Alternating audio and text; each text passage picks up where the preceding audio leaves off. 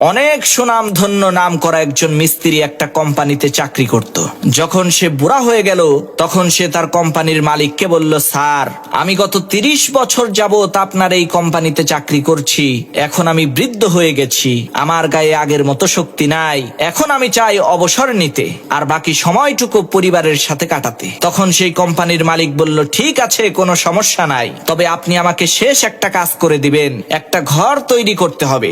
এই কাজটা করার পরেই আপনার ছুটি। তখন সেই মিস্ত্রি মালিকের মন রক্ষা করার জন্য তার অনিচ্ছা সত্ত্বেও সেই ঘর তৈরির কাজ শুরু করে দিল। কিন্তু সে মনোযোগ দিয়ে কাজ না করার কারণে তার সর্বশেষ তৈরি করা ঘরটা মোটেও সুন্দর হলো না। ঘর তৈরির কাজ সম্পূর্ণ হওয়ার পর কোম্পানির মালিক যখন ঘরটাকে দেখতে আসলো তখন ওই মিস্ত্রিকে ডেকে এনে বলল, আজ থেকে এই ঘরটা আপনার, আমাদের এই কোম্পানির পক্ষ থেকে আপনাকে এই ঘরটা গিফট করা হলো। তখন ওই মিস্ত্রি মাথায় হাত দিয়ে বসে পড়লো আর বলতে লাগলো, হায় আফসোস, জীবনে কত মানুষের কত ঘর সুন্দর করে সুসজ্জিত করে তৈরি করেছি, আজকে যখন আমার ঘরটা তৈরি করার পালা আসলো সেই ঘরটা আমি সুন্দর করে তৈরি করতে পারলাম না।